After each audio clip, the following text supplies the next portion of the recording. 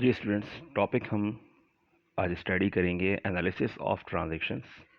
Previous class में भी हम लोगों ने एनालिसिस ऑफ ट्रांजैक्शन डिस्कस किया था। ट्रांजैक्शंस को एनालाइज करना, जैसे increase an asset and increase honour equity. इसमें सेंटेंस बताएं, डिस्क्राइब अ ट्रांजैक्शंस, ट्रांजैक्शन को डिस्क्राइब करें। आज हम क्वेश्चन को पढ़ेंगे और क्वेश्चन को पढ़ने के बाद उसमें ट्रांजैक्शंस को निकालेंगे, यानी कि जो बैलेंसेस हमें गिवन होंगे उन बैलेंस को हमें आइडेंटिफाई करते हुए, देखते हुए, चेक करते हुए, उसके प्लस माइनस देखते हुए, उसको इंक्रीज डिक्रीज देखते हुए ये देखना है कि एनालिसिस करना है कि ट्रांजैक्शन क्या हुई होगी, यानी वो कौन सा सेंटेंस है, वो कौन सा ट्रांजैक्शन है कि जिसके ज़रिए बैलेंस में चेंजेस आई हैं। क्वेश्चंस कहते हैं 6 selected transactions of fair traders is given below in the balance sheet equation। ये आपको एक बैलेंस शीट इक्वेशन गिवन है। Balance sheet equation means assets is equal to liabilities plus owner equity, यानी business के assets, कारोबार के जो भी इनके पास बिजनेस में कारोबार में एसेट्स गिवन है, लायबिलिटीज और owner equity, insider and outsiders, owner और क्रेडिटर्स। तो ये इनको बैलेंस शीट गिवन है और ये 6 सेलेक्टेड ट्रांजेक्शन्स हुई हैं, जो कि इनको आपको बैलेंसेस यहाँ पे लिखे हैं 1 2 3 4 5 6। आपने इनको स्टडी करना है और एनालिसिस करना है। The effect of each transaction upon the equation is showing below. नीचे आपको 1 से लेकर 6 तक के तमाम बैलेंसेस इन्फॉर्म किए गए, इनको आपने देखते हुए इनमें से ट्रांजेक्शन्स को आइडेंटिफाई करना है। You are to write a sentence explaining each transaction 1 through 6। आप 1 से लेकर 6 तक के तमाम बैलेंसेस को अच्छी तरह आइडेंटिफाई करें, देखें और एक सेंटेंस लिखें, एक ट्रांजिशन लिखें। यानी कि जैसे हमने इससे पहले प्रीवियस हमने क्वेश्चन स्टडी किए थे, तो क्वेश्चन में आपको सेंटेंसेस दिए जाते हैं, ट्रांजिशन दी जाती हैं, आप उसको क्वेश्चन को सॉल्व करते हैं। तो आज हमें क्वेश्चन सॉल्व हुआ हुआ है और उस क्वेश्चन को सॉल्व में से हमें क्या निकालना है, ट्रांजिशंस निकालनी है और उसको यानी कि हमें आंसर से क्वेश्चन बनाना है। पहले हम क्वेश्चन से सॉल्यूशन लिखा करते थे, आंसर फाइंड आउट किया करते थे, उसकी इक्वेशन सॉल्व किया करते थे, इफेक्ट्स शो करते थे। आज हमें इनके इफेक्ट्स को देखते हुए क्या करना है, एक एक ट्रांजिशन लिखनी है हर एक एक सेंटेंस के लिए। तो टॉपिक स्टार्ट करते हैं। टॉपिक को आपने अंडरस्टैंड कर लिया होगा। उस टॉपिक का नाम क्या है, एनालिसिस ऑफ ट्रांजेक्शन। तो फर्स्ट में अगर देखें, कैश में इजाफा हुआ 50,000 का। देखिए इजाफा क्यों बोल रहा हूँ मैं, क्योंकि कैश जो है वो विदाउट ब्रैकेट लिखा हुआ है।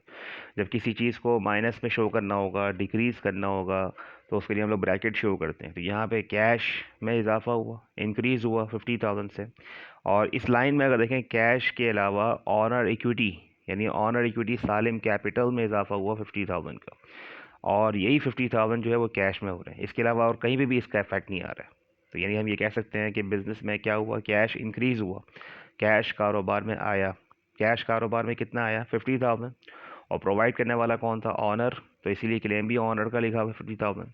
तो हमें इस फिगर्स को देखते हुए एक सेंटेंस लिखना है जिससे ये मालूम हो कि कैश में इजाफा किस वजह से हुआ और लाने वाला कौन था, ऑनर था। तो इसको हम लोग सेंटेंस लिखते हैं, सॉल्व करते हैं। देखिए इस तरह से सॉल्यूशन आपने इस तरह देना है।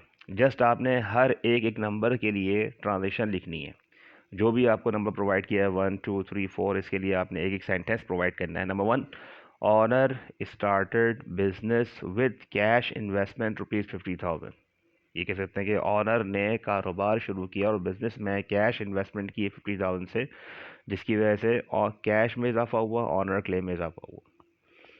नंबर नेक्स्ट 2 पे आते हैं। इसके बाद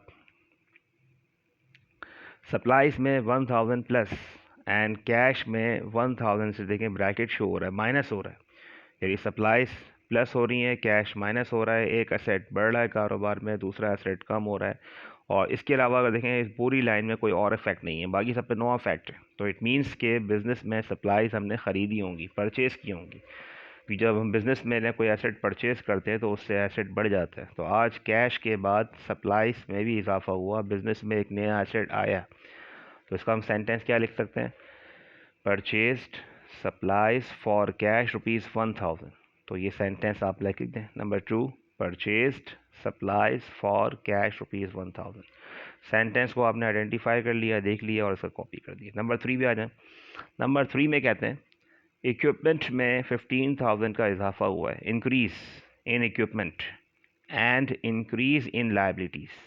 अकाउंट पेबल में इजाफा हुआ है। अकाउंट पेबल मीन्स क्रेडिटर, जिससे आपने इक्विपमेंट को ऑन क्रेडिट परचेज़ किया, उधार पे ख़रीदा।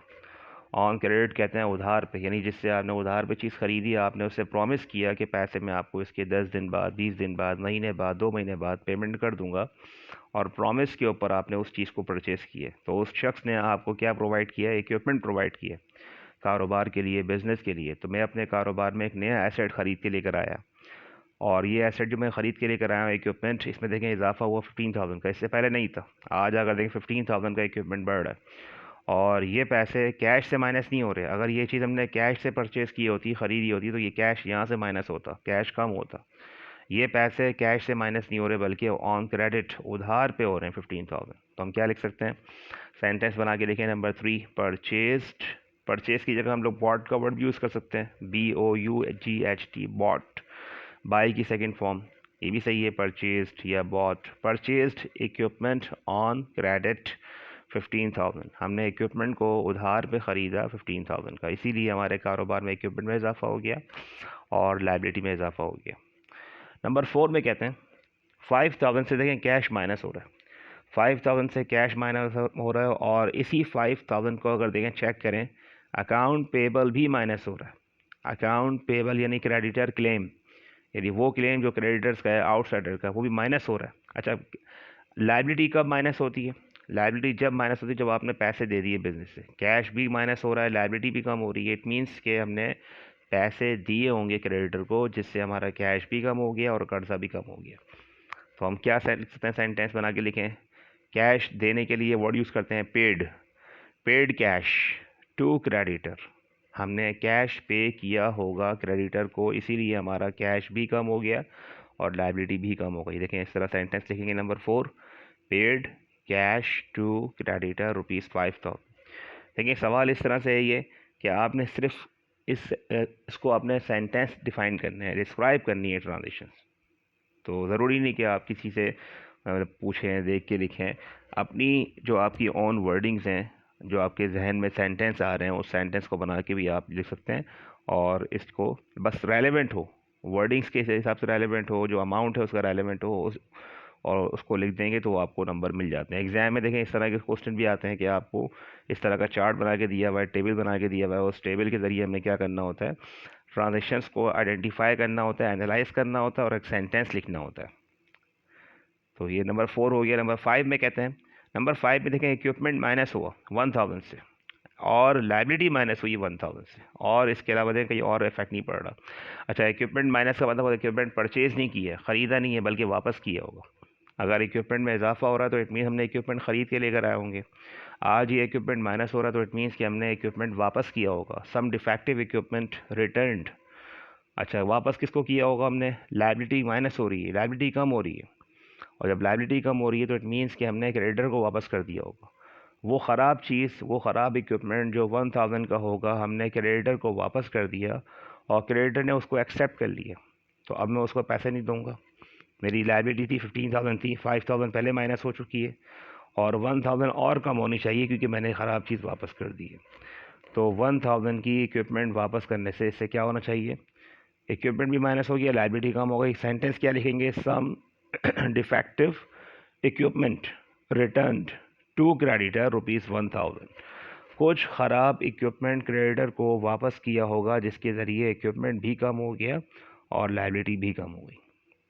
नेक्स्ट में लास्ट सेंटेंस है नंबर 6। नंबर 6 में कहते हैं 400 से कैश माइनस हो रहा है, और 400 से ऑनर इक्विटी माइनस हो रही है। देखें, जब ऑनर कारोबार में पैसे प्रोवाइड करता है, कैश इन्वेस्ट करता है, तो आप कैश को प्लस करते हैं, कैश को बढ़ाते हैं, ऑनर क्लेम को बढ़ाते हैं।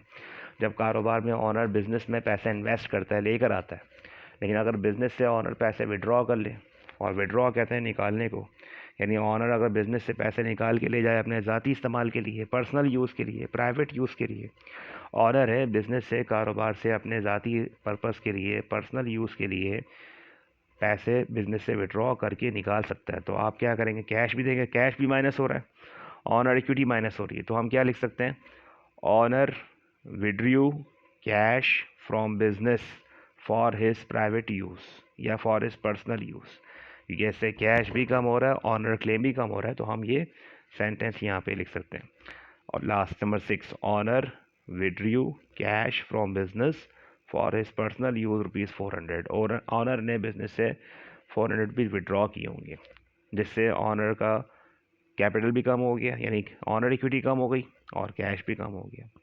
तो ये क्वेश्चन था जिसका नाम था एनालिसिस ऑफ ट्रांजिशन, जिसमें हमें ट्रांजिशन को एनालाइज करना था और इस क्वेश्चन को हमने सॉल्व करना था विद द हेल्प ऑफ जो आपको बैलेंसेस दिए हुए, आपने जस्ट उनको एनालिसिस करना है और सॉल्व करना है।